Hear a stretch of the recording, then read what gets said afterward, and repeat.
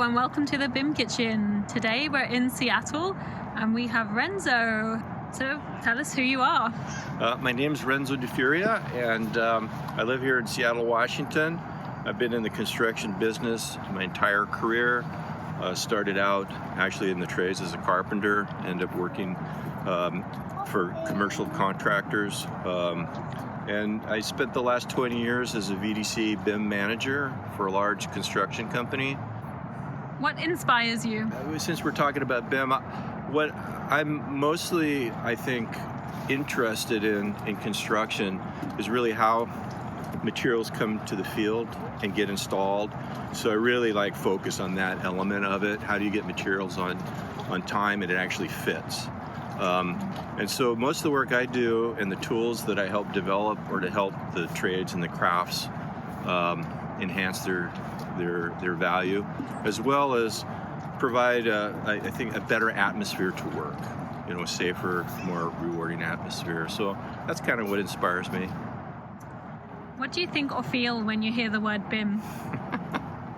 Well, BIM is a term that really means something to everybody. There's not a great definition, and so when I hear the term, I just feel like it's a bad definition of what I do, for example, because it juxtaposes what I do with other people do, which is not necessarily the same at all. So I think it's a very poor definition of that particular tool.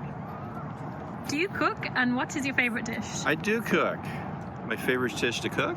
Mm-hmm. Oh, let's see. Well, I think one of my better dishes is tagliatelle alla bolognese. The way you would have it served if you were in Emilia-Romagna area, which is a bolognese sauce. I have my own version of that. And then the tagliatelle noodles I hand make. And that's it. It's pretty simple. A little Parmesan cheese on top. My mom was a great cook, and I cook a lot of things that she taught me how to cook. What is your biggest challenge or frustration in your work? Well, I think it goes back to what we were talking about earlier, the definition of BIM and what people think it is, and having to redefine what my strengths are and what I can provide. I just have to repeat it over and over and over again.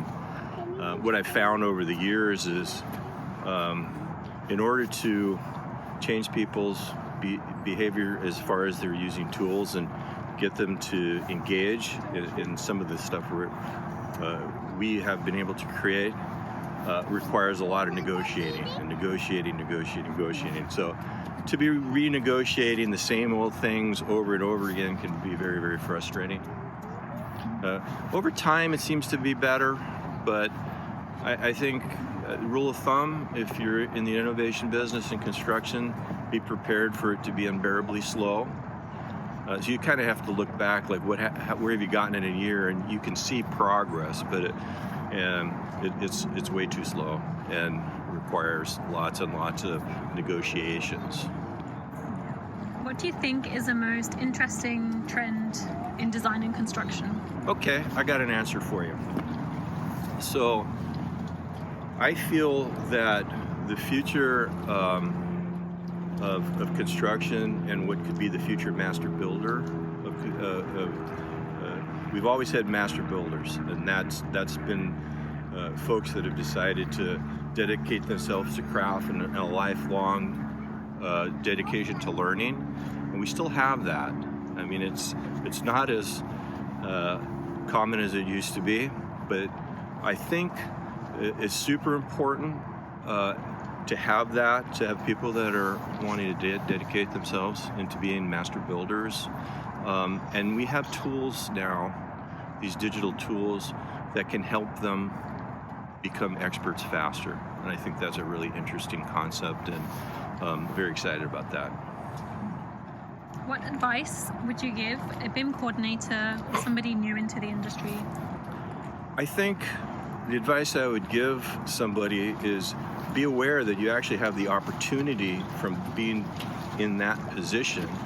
If you want to become a master builder and an expert in construction, that you couldn't be in a better place in that role. You actually can be in the driver's seat where all of this information, you're the hub of all this information, as well as all of this construction experience. So if you open your mind to using the opportunity to learn and grow, I think it's a super valuable opportunity.